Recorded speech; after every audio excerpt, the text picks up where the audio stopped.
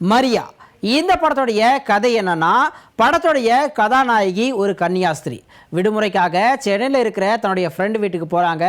அங்கே அவங்களுடைய friend and அவங்களுடைய ஃப்ரெண்டுன்னு 2 பேருமே 2 பசங்க கூட லிவிங் வாழ்க்கையில் இருக்காங்க. ஸோ அதை பார்க்கும்போது ஒரு சில விஷயங்களால் நாயகிக்கு இயல்பாக சாதாரண மனுஷங்களுக்கு ஏற்படுற காம உணர்வு அவங்களுக்குள்ளேயும் வருது.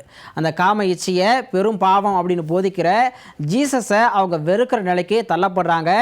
அதுக்கப்புறமா நாயகியோட வாழ்க்கையில் நடக்கிற சம்பவங்கள் தான் இந்த மரியா. இயற்கையாக மனிதர்க்குள்ள உருவாகிற உணர்ச்சிகளுக்கு மதிப்பளிக்காத மதம் பற்றின கேள்வியை இந்த மரியா படம் வலியுறுத்துது. நாயகி சாய்ஸ்ரீ கோபம், இயலாமை, குற்ற உணர்ச்சி, காமம்னு எல்லா உணர்வுகளையும் முகத்தில் கச்சிதமாக வெளிப்படுத்தி ஒரு தேர்ந்த நடிப்பை கொடுத்துருக்காங்க. கன்னியாஸ்திரியோடைய அகப்புற உணர்வுகளை மிக நுணுக்கமாக வெளிப்படுத்தியிருக்காங்க.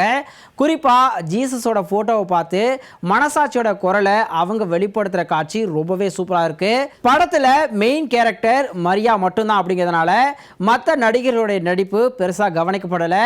ஆனாலும் எல்லா நடிகர்களும் அவங்களுக்கு கொடுத்த வேலையை கச்சிதமாக செஞ்சிருக்காங்க.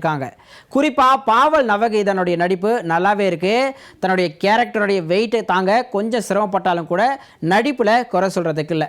ஒளிப்பதிவு அண்ட் பின்னணி இசை படத்துக்கு கூடுதல் பலம் சேர்த்திருக்கு. ஏதோ உணர்ச்சி வேகத்திலேயோ அல்லது வற்புறுத்தலின் பேரிலோ கன்னியாஸ்திரி ஆகக்கூடிய பெண்கள் அதிலிருந்து மீளவும் முடியாம அந்த சுமையோட வாழவும் முடியாம திணறக்கூடிய நெஜத்தை அச்சு அசலா பதிவு செஞ்சிருக்காரு இயக்குனர் ஹரி கே சுதன். கத்தி மேல நடக்கிற கதையில கச்சிதமான திரைக்கதை அமைச்சு கவனிக்க வச்சிருக்காரு.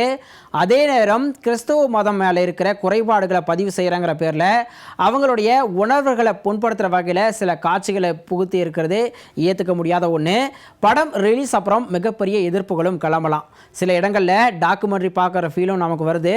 முதல் பாதி அட்டகாசமா இருக்கு, ஆனா 2ஆம் பாதி அப்படியே கொஞ்சம் சொதப்பி இருக்கு. கிளைமேக்ஸ் ஏத்துக்கொள்ள முடியாத ஒரு விஷயமா இருக்கு. கிறிஸ்தவத்துக்கு எதிராக சாட்னிசம் அப்படின்னு ஒரு மதத்தை சொல்லி இந்த கதையில கூடுதலா ஒரு புது கதையையும் சொல்லியிருக்காங்க. மொத்தத்தில் மரியா செஞ்சது சரியா அப்படின்னு கேட்க தோணினாலும் இயக்குனருடைய இந்த துணிச்சலான அட்டம்ப்ட்க்கு ஆடியன்ஸ் மத்தியில் ரெஸ்பான்ஸ் எப்படி இருக்க போகுது அப்படிங்கிறத பொறுத்திருந்து பார்க்கலாம்.